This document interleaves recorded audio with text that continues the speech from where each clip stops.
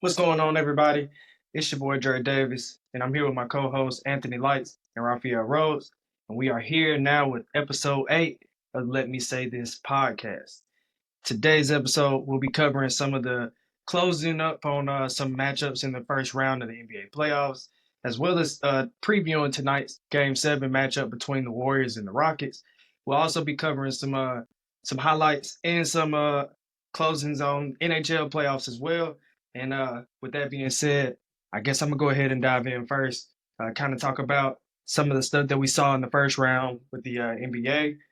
We saw some really good matchups, some that we highlighted in the weeks prior, some that we kind of knew were already either going to be sweeps or gentlemen sweeps.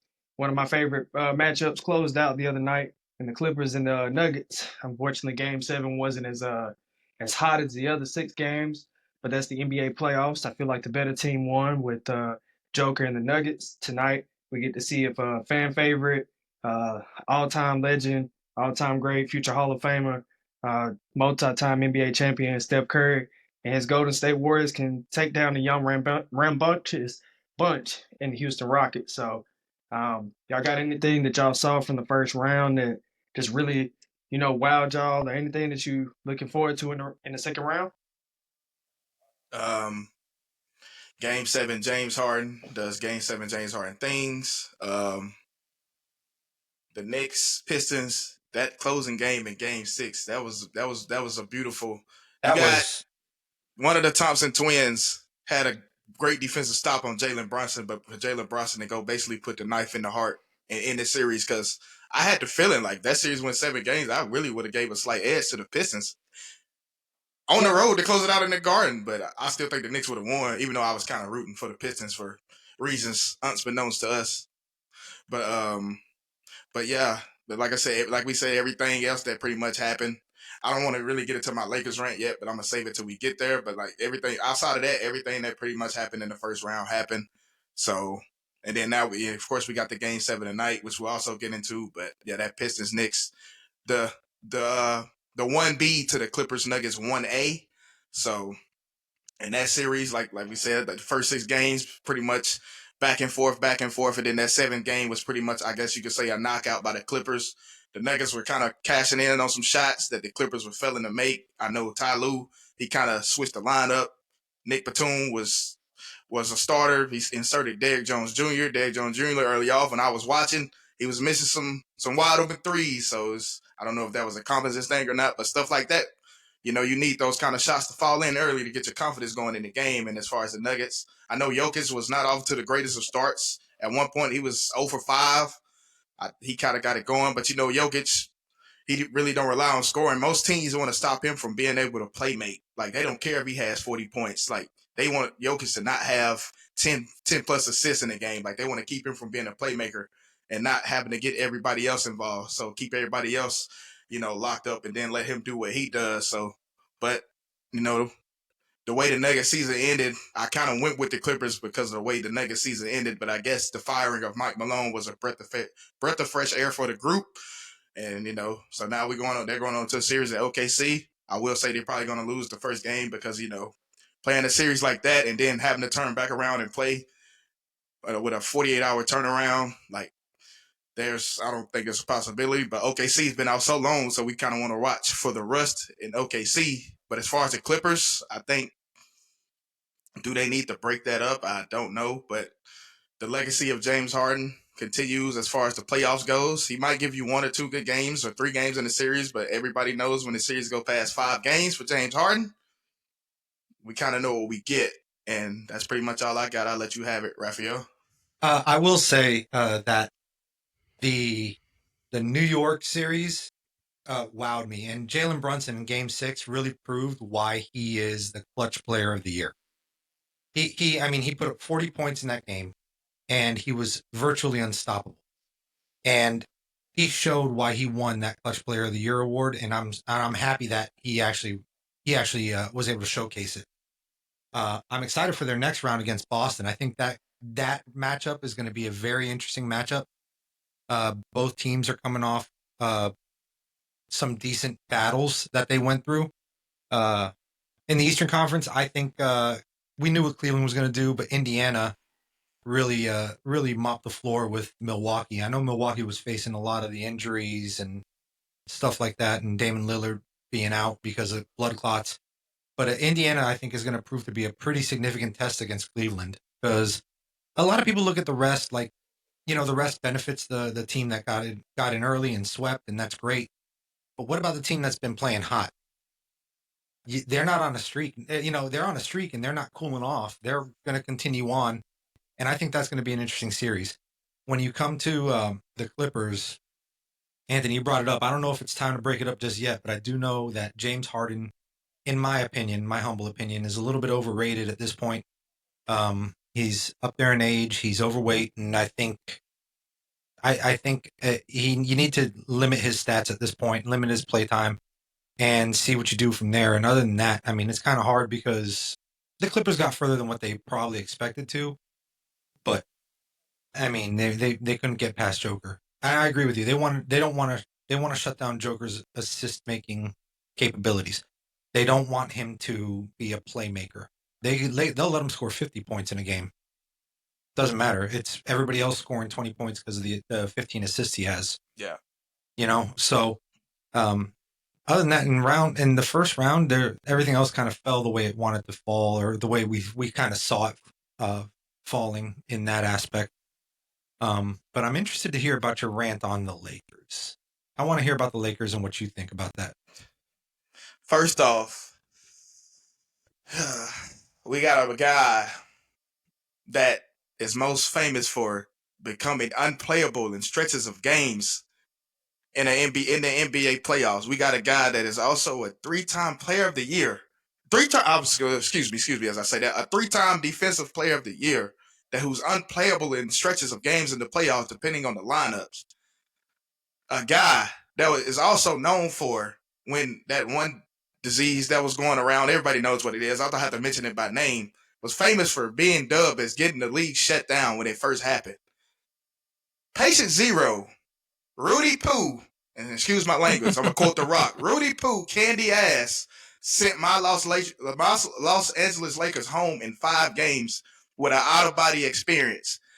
A 2020 game and Rudy Gobert does not belong in the same sentence, ever. We might have a game where Rudy Gobert might have like 8 points, 10 points, 12 points, and maybe 20 rebounds. But 27 points and 24 rebounds and Rudy Gobert, we will probably never see that again.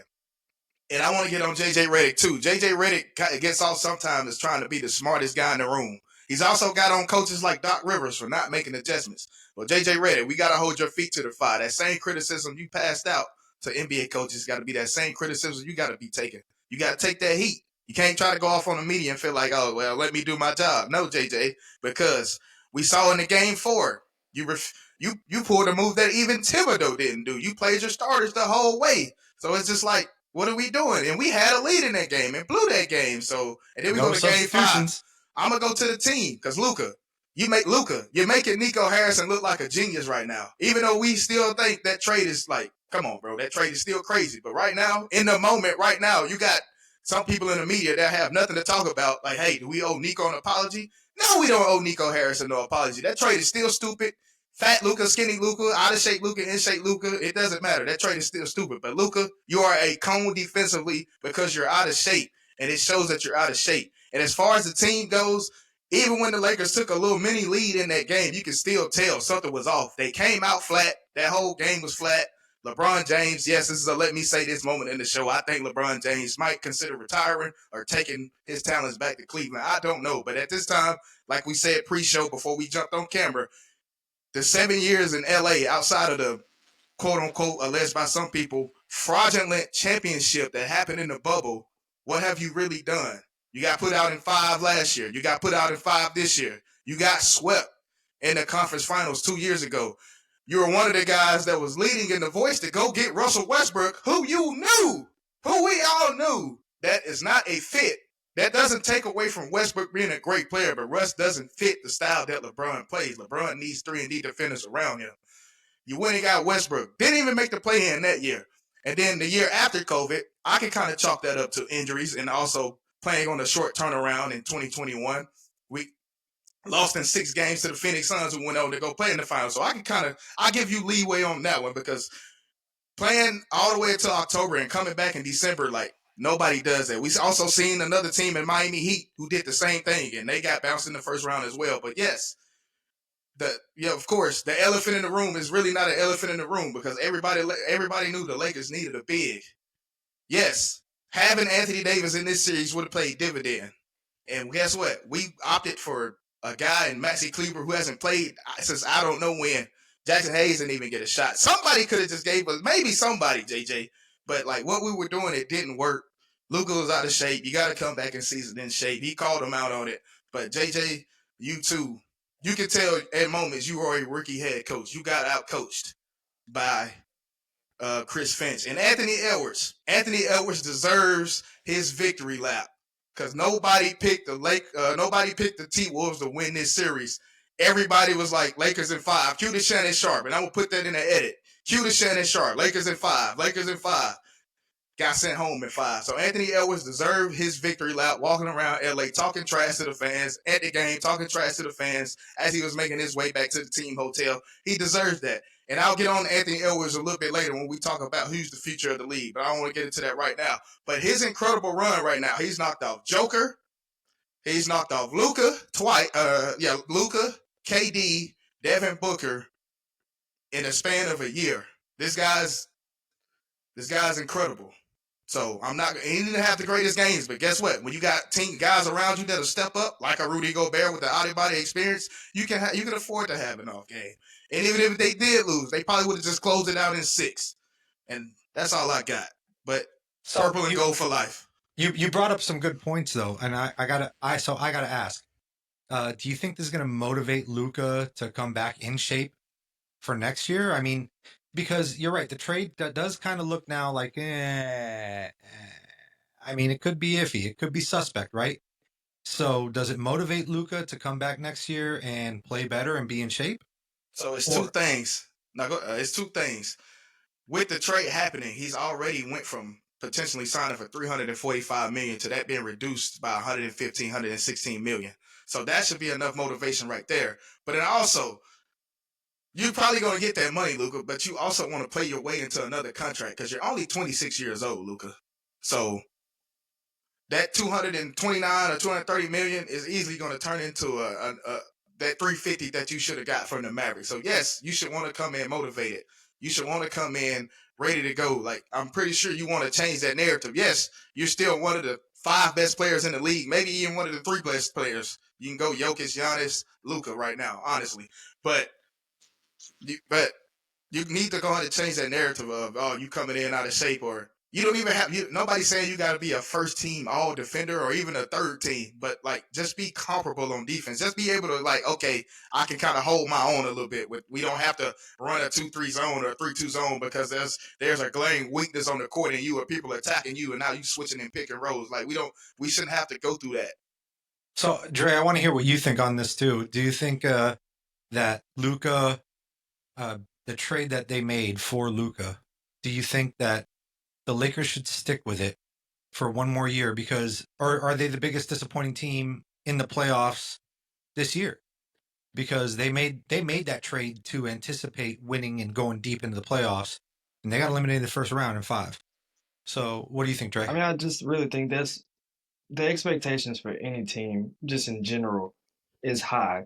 I think some expectations for certain teams get heightened because of who they are, because of the names that's on their jersey, because of what the brand represents, and I think that always happens with the Lakers. I don't think they're at a point where you have to abandon ship or you have to get ready to go in panic mode. You ran into a team that, like we talked about in a few episodes ago, that's hot. We talked about how 1 through 6 was a lot closer in the West than what we thought.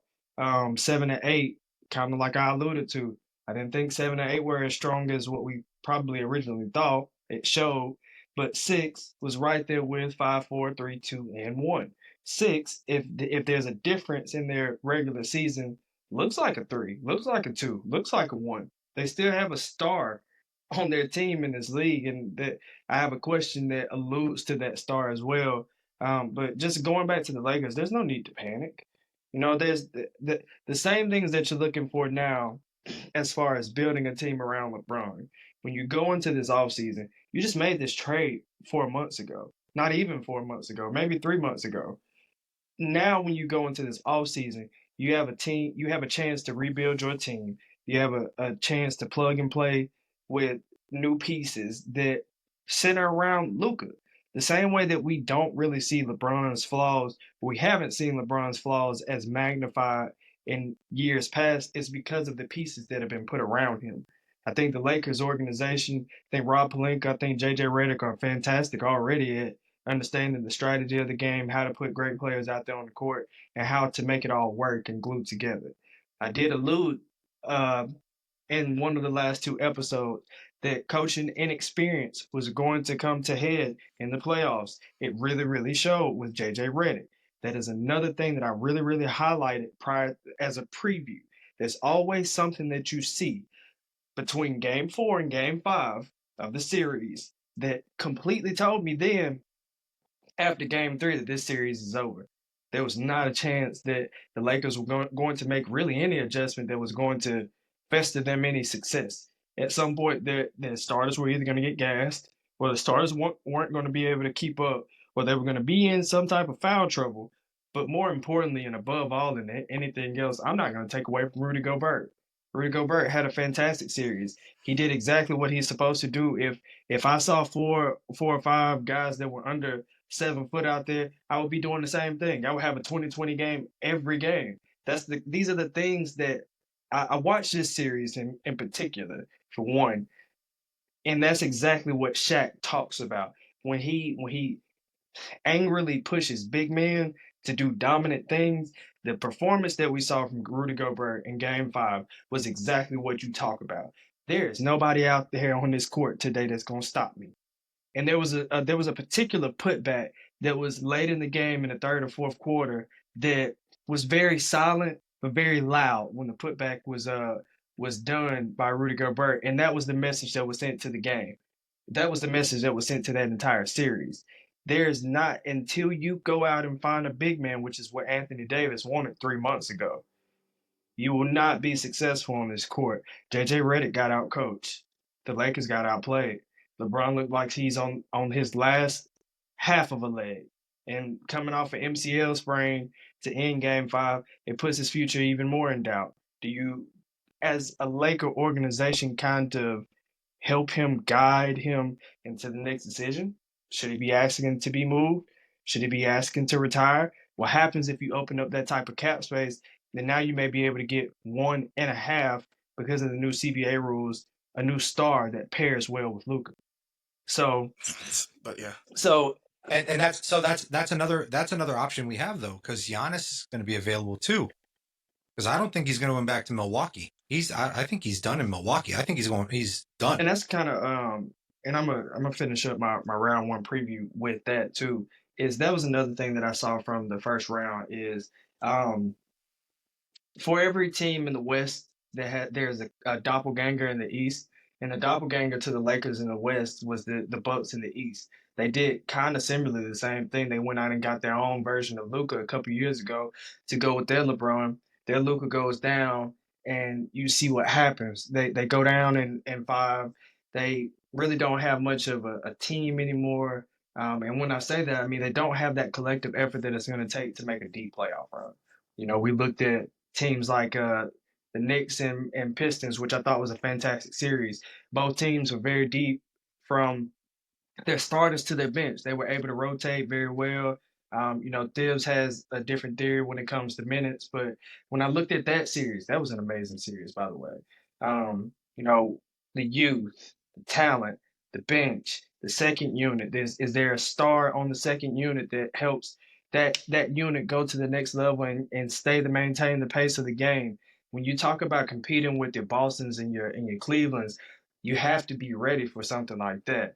And even now, I look at the Pacers.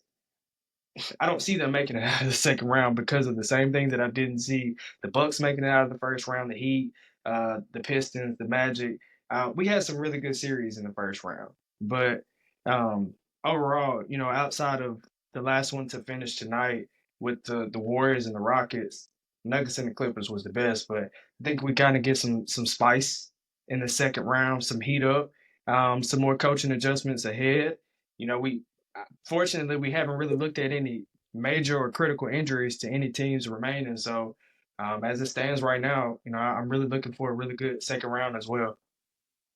So I want to touch on something you said though earlier, because you said we talked about 1 through 6 is kind of a parity, and 7 and 8 we kind of knew that they're a little further out. But when you look at Game 7 tonight, you have a 7 seed in the Warriors that are still in it, and as long as Steph Curry plays like Steph Curry, I mean, they can challenge with anybody else that's on the court with them. I think with that, I think it's a mix of championship DNA by the Warriors and inexperience on that behalf of the Rockets that kind of make this series go 7 games. Because let's flip flop. Let's put the Rockets as the 1 seed versus the Grizzlies, and let's put the Thunder as the 2 seed versus the Warriors. I think the Thunder close that out in maybe 5. So that's why I like. That's why it's all about as we say, it's all about matchups in the playoffs. I'll even give a better, more solidified point to what I was saying about 1 through and I've been arguing this point the last couple of episodes about 1 through 6 and 7 and 8, and I know that the Golden State Warriors were one of the 7 and 8. But the reason that and again, I want to play this scenario just to make sure it's understood why I'm saying that the Warriors still at 7 aren't quite the same as everybody else 1 through 6. If you take Steph Curry off that team, and you take Fran Vliet off the Rockets and you swap their spots, is that 7 spot for the Warriors still the same as it would be for the Rockets? And so that's and that's the reason why I think we often try to implore that the Warriors are who they are. It's the same thing that we do with Kevin Durant. It's the same thing that we do with LeBron. We can see things as plain as day on paper, and that's why I love Steph Curry. As somebody that was a rival to him as an East Coast fan, I love Steph Curry. I love everything that he does for the game. I hope that tonight's game is just as great as any other game. But if we're really looking at it on paper, the Rockets are the better team. So from top, I mean, they really are. They are a better team. But to Anthony's point, you have championship pedigree, you have history, you have all that experience going into the finals numerous times. That's the X factor right there. That's what makes them. But then when they go into the second round, when they go out and they go to play the Timberwolves, is that going to play a factor? Because the Timberwolves are, again, a young team who have no experience. And now you're looking at a 17 that can upset the number 2 seed and then possibly upset the number 3 seed if they make it past the night. A potential with that one, that's a potential series in that. And now we lead it back to Anthony Edwards. Anthony Edwards has no fear. Yeah. That's the most important thing about it. That's one of the things I like. He's fearless. He doesn't care who's in front of him. He's trying to take them off. As I alluded to when I'm making my rant, he's knocked off Kevin Durant and D-Book last year. He knocked off Jokic last year. He's knocked off Luka and LeBron. Now, if the Warriors going to advance, you know what it'll mean to knock out Steph Curry and Jimmy Butler, because we all know what playoff Jimmy Butler does, and even Draymond. So it's just like these are like all time when it's all time said and done, with including Anthony Edwards. These are top 100 players of all time. So you're looking at Anthony Edwards is going to cement himself as a mainstay and one of those that you're going to have to mention with the Steph Curry. Like he's earning his respect in the league. Does that make sense? Yeah. Yes. Like he's earning his respect, and he feels like he's been disrespected numerous times, and now he's showing up going, and I'm not putting up with disrespect no more. I'm here to show that I belong here in the league. And I'll go on to say it. Now. If he stays healthy and goes on to and has a career, maybe a couple MVPs and a couple championships with, like, I'll say 12 All-Star appearances, if he has this type of career like that, we could possibly be looking at him as he can probably rival Wade as the third best shooting guard of all time. I'm sorry. And I would agree. I'm sorry. I'm glad that was made a point. I didn't. 20 minutes ago, I wasn't awake. I want to just say this. Okay, that's why I wanted to jump into that. Why do you think I wanted to jump into that? Because I knew where it was going. But let's go. I hope Raphael is gonna ride this roller coaster with me all the way. I don't ever want there to. Let's see what it is. Let me look into this camera. This is for anybody. that wears a number 13 jersey, whether it's the Rockets, the Clippers, the Thunder. I don't care who it is, the Brooklyn Nets jersey. I don't care. This is for anybody that has ever been a fan of a shooting guard, a combo guard, a point guard that can score, pass, facilitate, play defense. I don't care who you are. If you are a fan of James Harden, the number 13, the shooting guard, I don't ever want there to ever be a conversation again with Dwayne Wade and James Harden in the same speech. 7 points in a game seven is worse than what Klay Thompson did last year. All right. My personal favorite player, and even in his worst, even out of his prime, even with two bad knees, was better in the NBA Finals than James Harden could ever be in any playoff series. A lot of people forget at 24 years old, Dwayne Wade was scoring 35 points in the Averaged final 36 series. points in the NBA Finals in 2006, by the way. James Harden has only been to one NBA Finals, by the way. So I just really wanted to Again, and he averaged those 36 against the Dallas Mavericks team that had Dirk Nowitzki. And I wanted to make that Just rant. don't forget that either. I wanted to make that rant.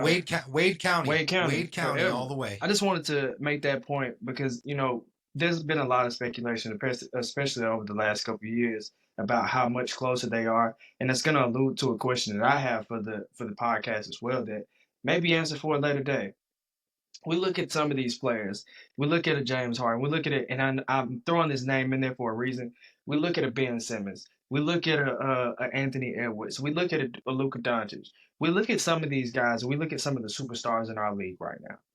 And we may not be saying it, but some of their times are passing by a little quicker than what we thought. We criticized Kevin Durant a couple years ago for making a move that I felt like added to his legacy.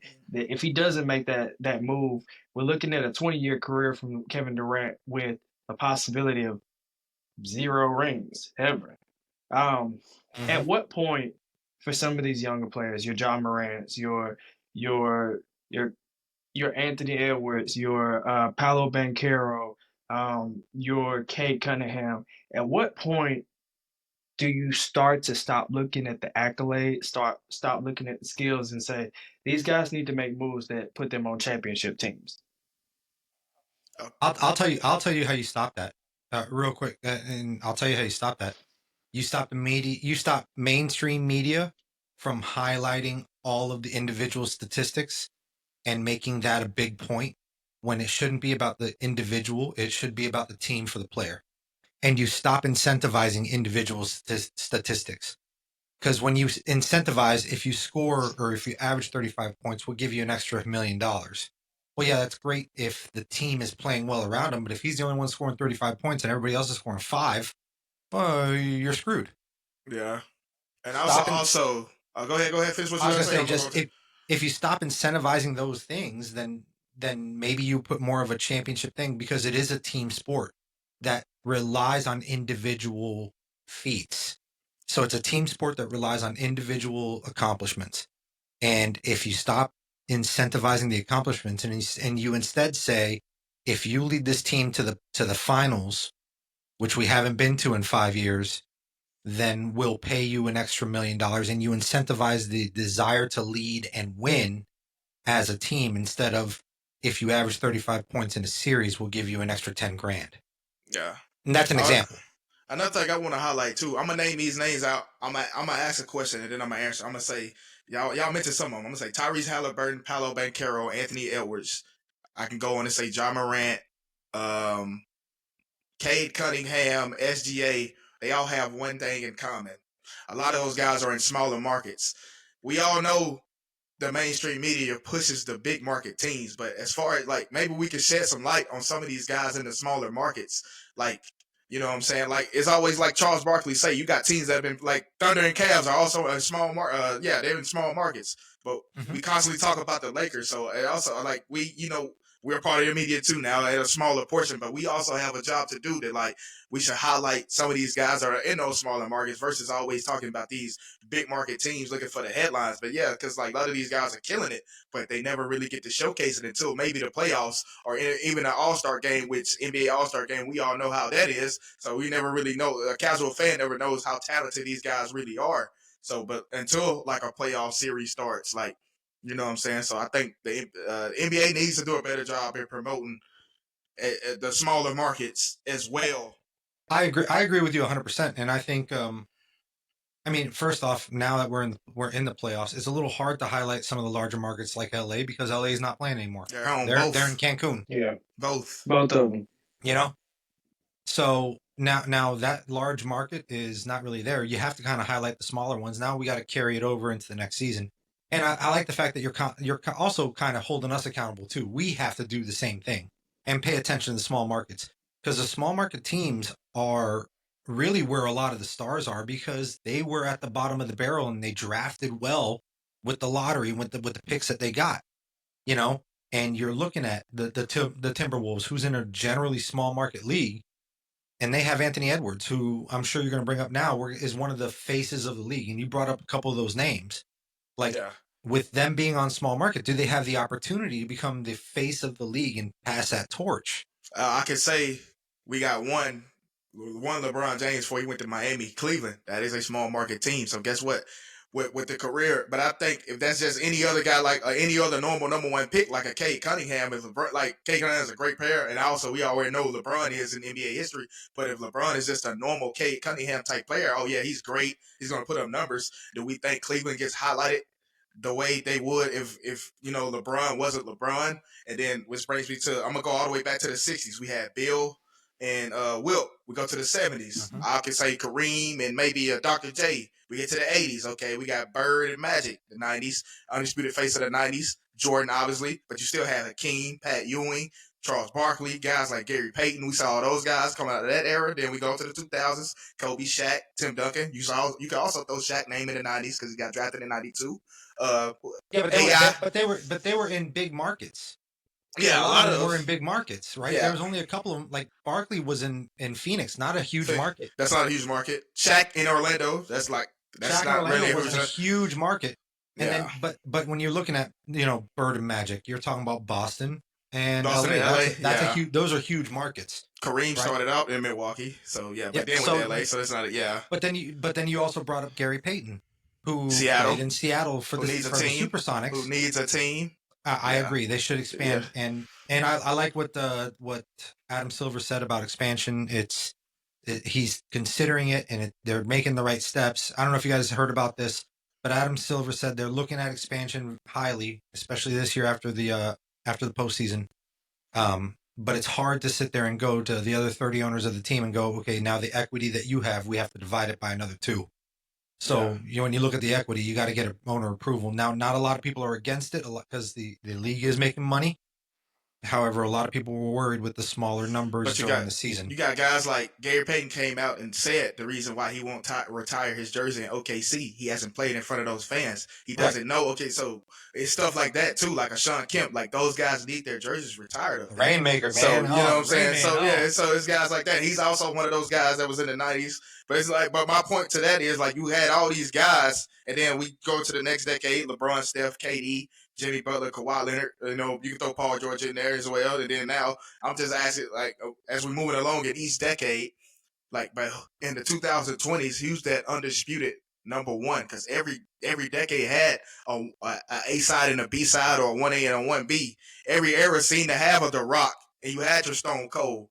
You know what I'm saying? But like, it seems like we don't have that right now. Nobody is, you know what I'm saying? Who's going to be the guy? Like I'm gonna disagree with that. I think we do have him. We just haven't highlighted him yet, and I think don't say Jason Tatum. Please don't say Jason Tatum. I'm not saying Jason Tatum, but we did bring up a couple names. But yeah, we did bring up a couple names, and not to say Jason Tatum can't make his name up there at some point, but he's not there yet.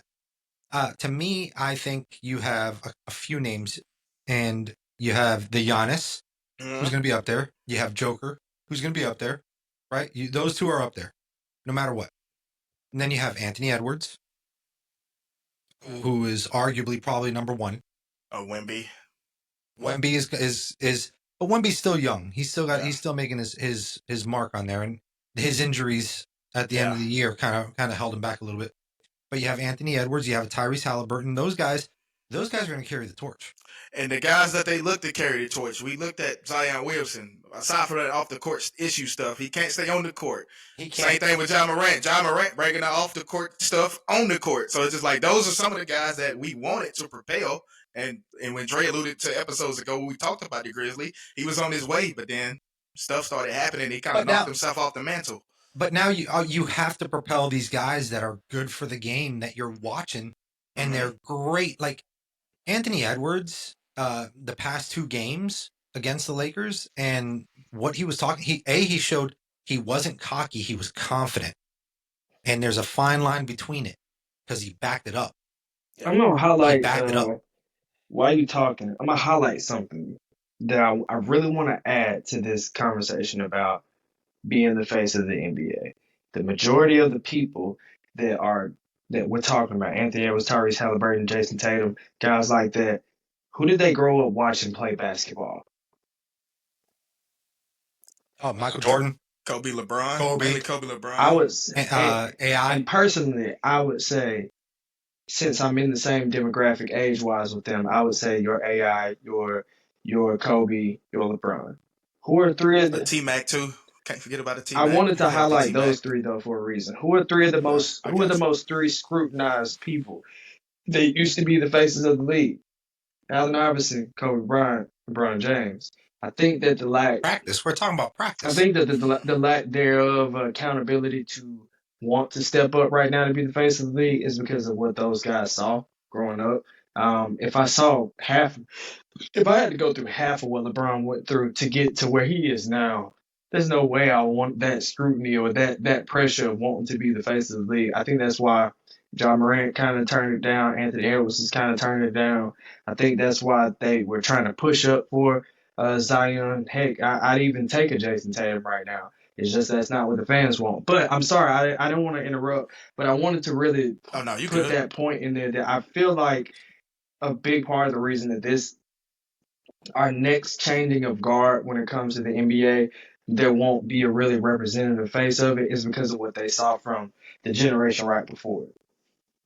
Yeah, and so I see your point on that, and I can understand that entirely, but I would have to say that it's not something that really they can turn down. It's something that they make themselves, and I think we're seeing Anthony Edwards make himself into the face of the league. Yeah.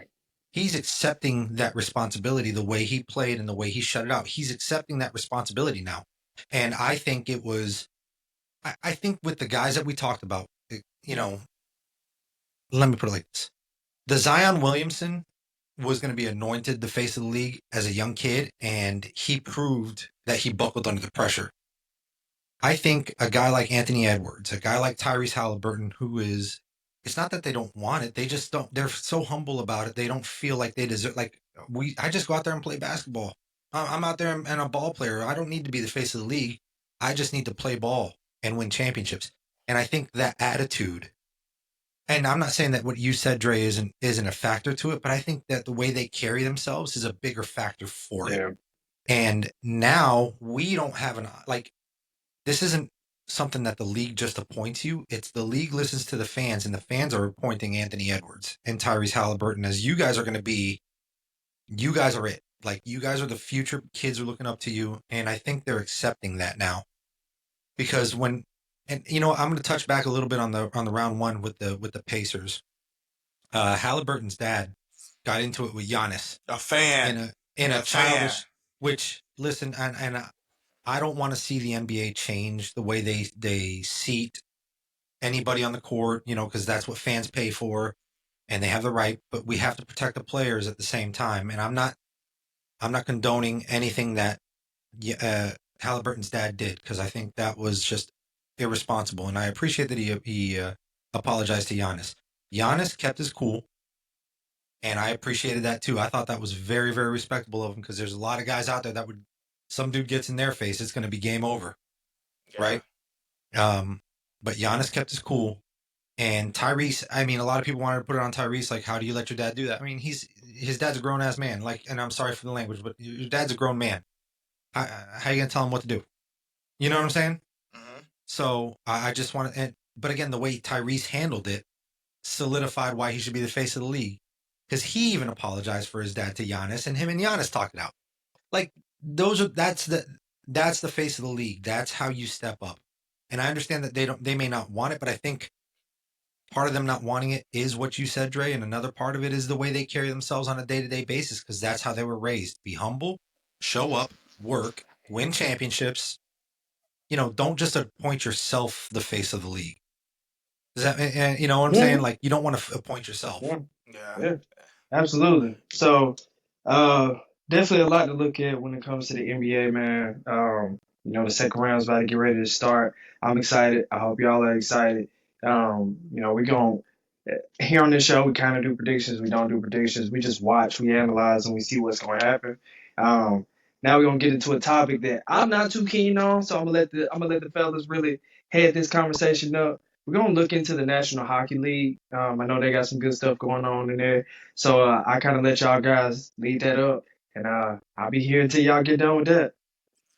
I'm gonna just say shout out to the hometown Dallas Stars. I'm not from Dallas, but I just live here, so I just say that. So shout out to the hometown Stars for pulling it off on the Avalanche. Hopefully the Stars can get over that hump, because I know a couple times. Well, actually, they made it to the Stanley Cup Finals back in 2019. They lost to the Blues, so hopefully they can kind of get back to that level.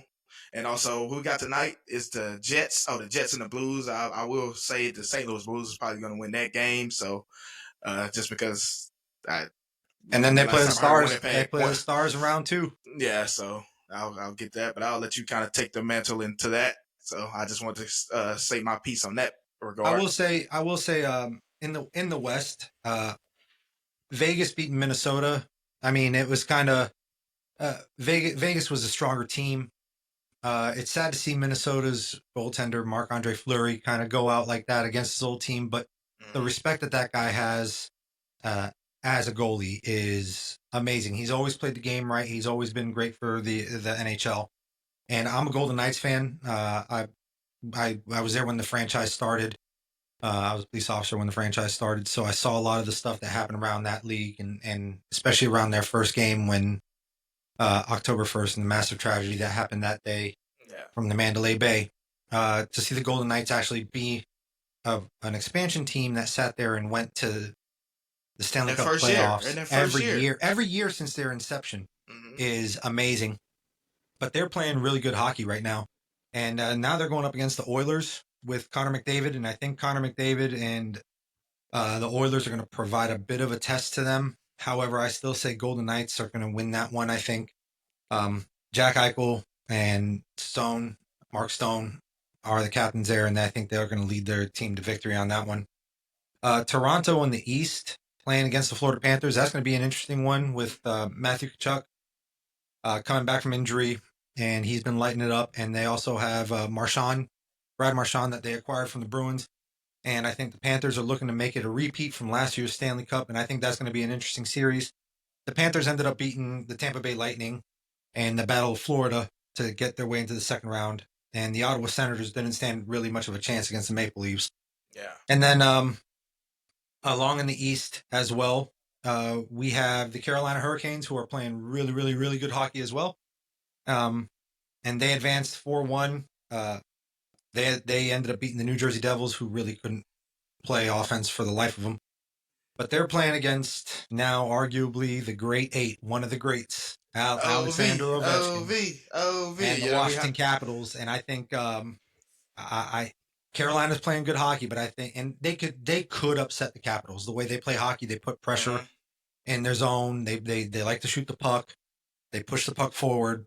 But the Capitals have Alexander Ovechkin, and it's kind of like what we talk about with Steph Curry in the NBA, right? If you have that guy, you got that guy. Don't bet against that guy. Yeah, don't bet against that guy. Yeah, don't bet against that guy. So I think it's going to be interesting tonight with who's going to play the Stars. But I foresee St. Louis actually pulling it out against the Jets tonight. I think their offense is just going to be able to withstand a lot of the defensive pressure that they put, and they'll be able to get I'm only Had a going couple in. St. Louis. I'm only going St. Louis because the Winnipeg Jets used to be formerly known as the Atlanta Thrashers. Why would the Thrashers why would Atlanta have a hockey team anyway? I don't Don't know. know. That's the Not a reason why clue. they left out of Atlanta. And everybody knows I hate everything Atlanta sports related. Flop on. Haha. But yeah, so I'm gonna pick the St. Louis Blues in that regard. But I'm gonna let Drake take us out because I think we pretty much wrapped up everything. Connor McDavid is the greatest hockey player of all time. That's really all I got to wrap it up. Um, I love Connor McDavid. That's really all I have. He's Um, he's still stuck on Tyler Shook Hey, as I, the I will face say, of his franchise. I will say this. I understand that a lot of people don't Dabo Swinney's on understand my TV hockey right because now at the Birmingham Stallions game. I'm sorry. it's a Canadian sport. But if you guys actually watch a little bit of hockey, and especially right now, the NHL is making the right Yeah, they moves really are. to Seriously. attract a lot of Yeah, fans. And with the Olympics coming up next year, I think that they're taking steps in if the you right get direction for sure. I just, if you get a chance, if you like to watch competition, if you like to watch sport and it's fast paced, yeah, just Oh, catch no, I some of it. just, I watched the game when Ovi broke the record. I did enjoy that game, so I yeah, I just will wish I say that. had more time to spread my time around to watching it. I can barely watch Mm-hmm. basketball right now and like stay engaged for 4 quarters. So 3 periods, especially with the way that they break in between periods, is kind of like it's a lot. So It I is was it is a lot. It is a lot. But if you even if you watch a period, you might end up getting hooked very into hooked. Yes, the action. yes, yes, You yes. know, because for anybody out there who has never watched a game of hockey, just watch a period and see how you like it, and watch the fast pace. Everything Oh, and by goes the from way, there. Alexander Ovechkin, who broke the record this year, also only missed 6 weeks with a broken Yeah, fibula. I He mean, we broke his covered that. fibula. He broke his leg, missed 6 weeks, came back and played. You remember So, what I said? He could be on the pace to score 1,000 goals. You remember when I talked about it yeah, when we covered yeah, it? So yeah, so it's just yeah. like one of those. But I kind of treat the hockey like NHL, like MLB, like. You're probably gonna enjoy it better in person because A I've whole tried lot better. before the baseball came up. Before baseball came with the new pitch clock and all of It that, was I tried terrible to to actually watch. sit and watch a game on TV. I couldn't do it, but when I go in pre-pitch clock, when I Yep, used to go yep. to the games, I enjoyed the games in person. So I'm gonna definitely have to step out and And check out the stars in hockey is person. fun in person, but even now, because of the way that they have the way that the game has evolved, it has become more offensive, and you're seeing scores like 6-2, 6-4. You know, so there's more Yeah, goal scoring. So I mean, it's not like a 1-0 shutout like it is yeah, in soccer, right? Like I can't watch soccer. To me, it's rough. yeah. You know, I like because the it's World Cup. scoreless. I'll say that. I The like the World World Cup Cup. is fine, I like yeah, the World Cup. but like Major League Soccer, it's kind of hard to watch a 1-0 game. But like Yeah. hockey's improved it, and so if you guys get a chance to watch, anybody out there who wants to sit there and just now's a good time to watch it, especially in the playoffs, and you might find yourself going, you know what? This isn't so bad Much at respect all. to This the ain't half athletes and bad. much This respect to ain't the half sport. bad. Yeah. So Yeah. But I'm gonna let Chef Drake cook up on this outro. Let him do his This is thing. Yeah. this is actually just a James Harden troll. If you ever see me do this, this means James Harden is not better than Dwayne Wade. He's not cooking. so James so Harden what you're is saying not is cooking. you'll be out in 5-2. I'll be out in four. Well, everybody, we would like to thank y'all for enjoying 7, now 8 great episodes. Let me say this with us, man. We are enjoying this. We got 7 more episodes to go before we're official. As you guys can You know. see, equipment's getting better. Podcasts are getting better. Topics are getting better. If y'all got anything, let us know, man. Drop it down in the comments. We appreciate any and every bit of support that we get. I don't know about you guys, but I love to hear my family and friends often, pulling me to the side or nudge me and say, "Hey, man, I watched your live, I watched your video, I watched a short, something like that." So we appreciate putting out that content for y'all. Like, share, subscribe if you're new. Comment down below something interesting, something in regards to a topic this week, and share it out to somebody else. But until next time, we out. Love. Love.